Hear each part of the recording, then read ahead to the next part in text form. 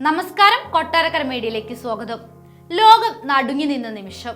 ആർത്തുലച്ചു വന്ന കടലിനു മുന്നിൽ പകച്ചു നിന്ന് ആയിരങ്ങൾ. ഭൂകമ്പവും സുനാമി തിരകളും വിഴുങ്ങിയ സ്വപ്നങ്ങൾ അതിലുമേറെ.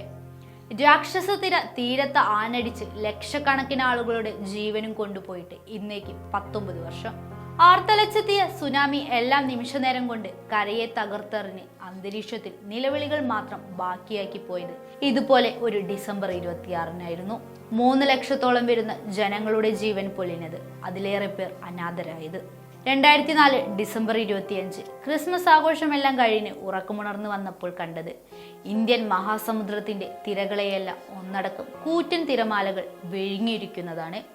2004 ഡിസംബർ 26-നായിരുന്നു ഇന്ത്യ ഉൾപ്പെടെയുള്ള 15ഓളം രാജ്യങ്ങളിലേക്ക് ആനടിച്ച് 2,30,000 പേരെ കൊന്നൊടുക്കിയ ആ സുനാമി ദുരന്തം നടക്കുന്നത്. ഇന്ത്യയിൽ നിന്ന് തന്നെ ഏകദേശം 15,000-ഓളം പേരുടെ ജീവനാണ് കൂറ്റൻ തിരമാലകൾ കവർന്നെടുത്തത്. ഏറ്റവും കൂടുതൽ ഭീതി വിതച്ചത് ഇന്തോനേഷ്യയിലായിരുന്നു. 1.5 ലക്ഷത്തിലേറെ പേരാണ് ഇന്തോനേഷ്യയിൽ മാത്രം ദുരന്തത്തിനിരയായത്. അതിലേറെ പേർ കിടപ്പാടം നഷ്ടപ്പെട്ട് അനാഥരാവുകയും ചെയ്തു. ശ്രീലങ്ക, ഇന്ത്യ, തായ്ലൻഡ് തുടങ്ങിയിടങ്ങളിലായിരുന്നു ദുരന്തം ഏറെ ബാധിച്ചത്. ശ്രീലങ്കയിൽ 35,322-ലേറെ പേരും ഇന്ത്യയിൽ 12,405-ലേറെ പേരും ദുരന്തത്തിന് ഇരയായി എന്നാണ് വിവരം. തായ്ലാന്റിൽ 8,000-ലധികം പേരും ദുരന്തത്തിൽ മരിച്ചതായി റിപ്പോർട്ടിൽ വ്യക്തമാക്കുന്നു. ഡിസംബർ 26-ന് പുലർച്ചെ ഇന്തോനേഷ്യയിലെ സുമാത്ര ദ്വീപിൽ 9.1 തീവ്രത റിക്ടർ സ്കെയിലിൽ രേഖപ്പെടുത്തിയ ഭൂകമ്പമുണ്ടാവുകയും പിന്നാലെ 3 മണിക്കൂറുകൾക്കുള്ളിൽ ലോകത്തിൽ 15ഓളം രാജ്യങ്ങളിലേക്ക് കൂറ്റൻ തിരകളെത്തി ദുരന്തം വിതയ്ക്കുകയായിരുന്നു. ഇങ്ങ് കേരളത്തിൽ കൊല്ലം, ആലപ്പുഴ ജില്ലകളിൽ കടൽ 8 കിലോമീറ്ററുകളോളം വിഴുങ്ങിയെന്നാണ് റിപ്പോർട്ട്. ആ തിരകൾ പലയിടത്തും 30 അടി ഉയരത്തിലാണ് കരയിൽ വന്നു പതിച്ചത്. ഇന്ത്യയിൽ തമിഴ്നാട്ടിലാണ് ഏറ്റവും കൂടുതൽ നാശം വിതച്ചത്.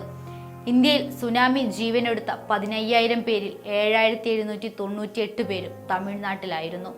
കേരളത്തിൽ ജീവൻ നഷ്ടമായ 236 പേരിൽ 100-ൽ അധികം പേരും കൊല്ലം ജില്ലയിൽ നിന്നും മാത്രമായിരുന്നു എന്നാണ് കണക്കുകൾ സൂചിപ്പിക്കുന്നത്. ഏകദേശം 3,000-ലധികം വീടുകളാണ് സുനാമിയിൽ കേരളത്തിൽ നഷ്ടമായത്. കേരളത്തിനും തമിഴ്നാടിനും പുറമെ ആന്ധ്രാപ്രദേശ്, പുതുച്ചേരി, ആൻഡമാൻ നിക്കോബാർ എന്നിവിടങ്ങളിലും കൂറ്റൻ തിരമാല നാശം വിതച്ചിരുന്നു.